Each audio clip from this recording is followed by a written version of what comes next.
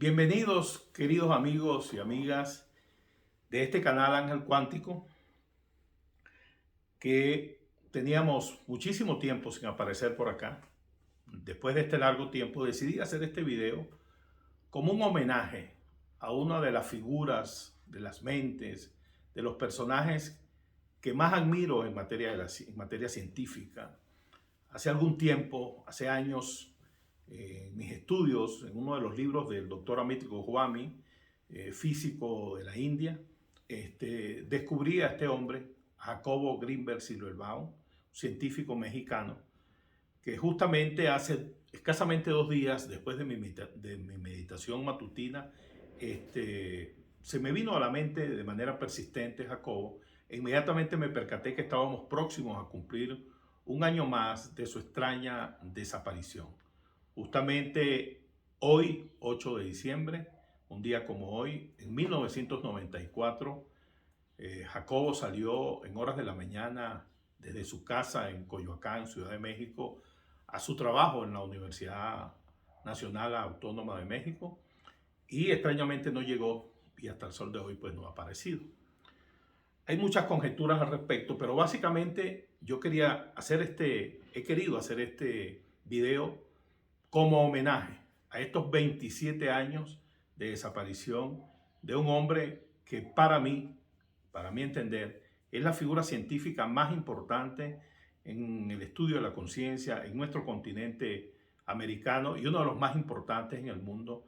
Es lectura obligada y un referente, un referente importantísimo en todos los estudios de las ciencias de la mente.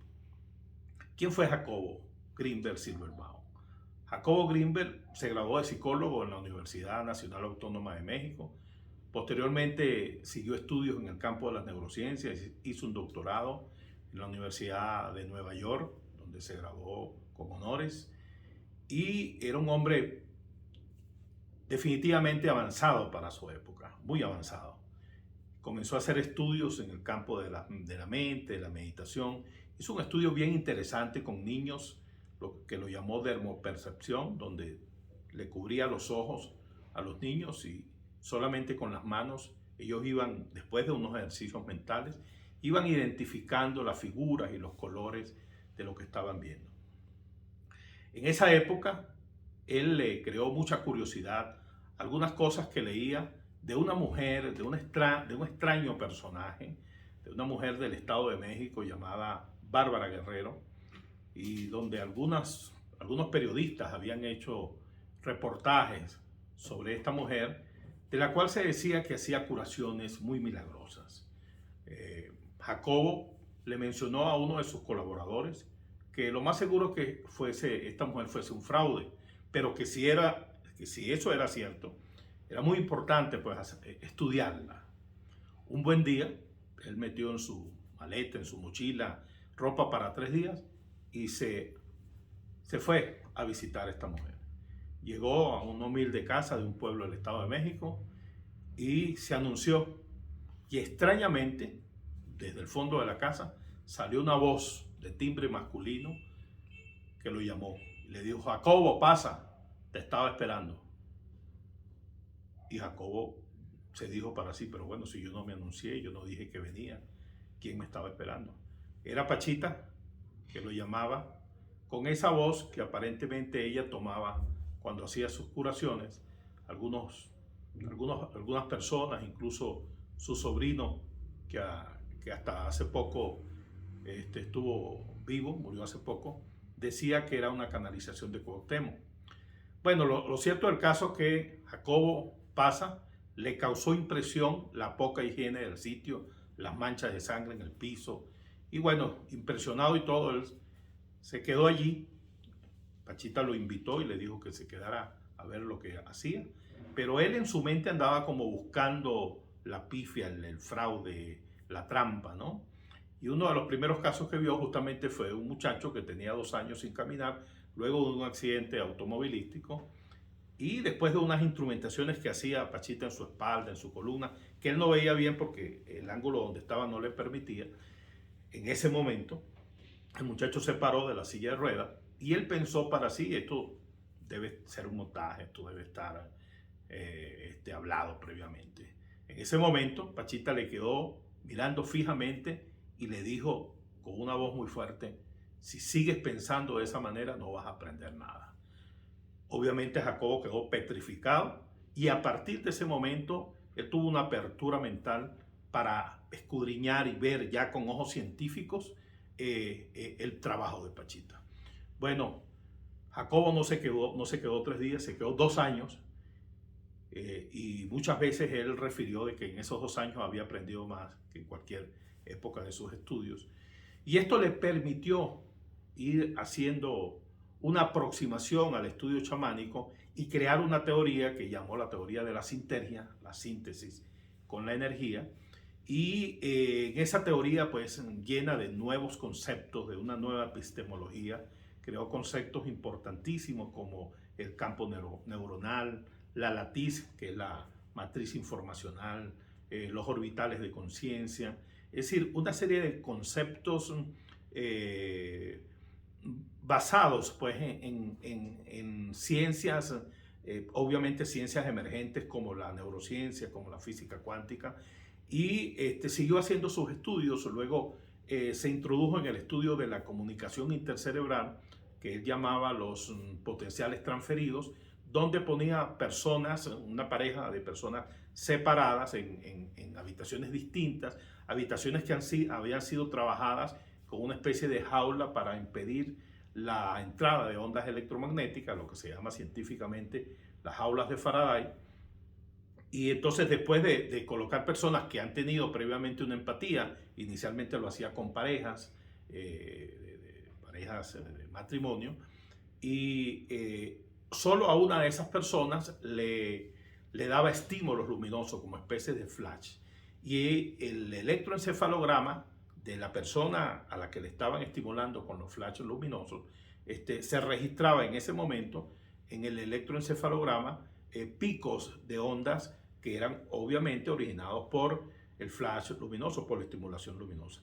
Lo impresionante es que la otra persona en otra habitación, que también tenía puesto un electroencefalograma, también al mismo tiempo tenía los picos de onda de la estimulación luminosa de la persona en cuestión, que sí le estaban le estaban haciendo los estímulos luminosos. Él siguió haciendo estas investigaciones, incluso a mayor distancia. De hecho, cuando desaparece, él estaba en conversaciones con Amit Goswami para hacerlo desde India a México. Esto lo llevó a él a pensar de que los cerebros se podían comunicar, de que las mentes se podían comunicar, pero a una velocidad supralumínica, es decir, que sobrepasaba la velocidad de la luz, o que en todo caso había una interconexión permanente en una especie de campo, lo que ahora conocemos en física cuántica comúnmente como el campo cuántico.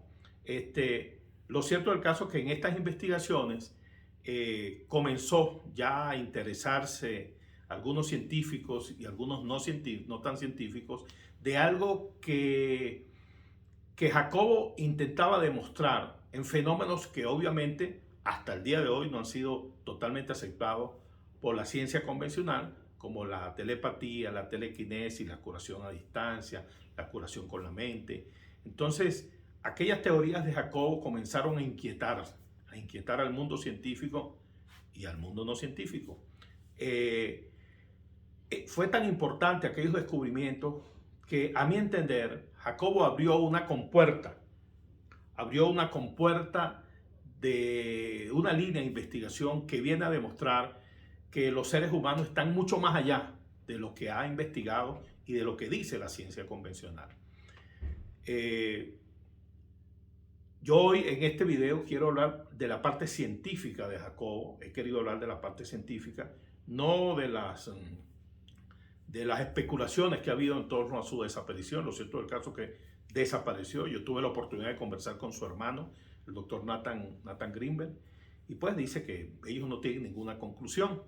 Lo extraño de eso es que el mismo día que desaparece en horas de la mañana Jacobo, en horas de la tarde, llega una operación comando de personas aparentemente del ejército, y vacían toda la oficina y laboratorio de Jacobo en Lunán, con todos los documentos y todas las pertenencias de Jacobo.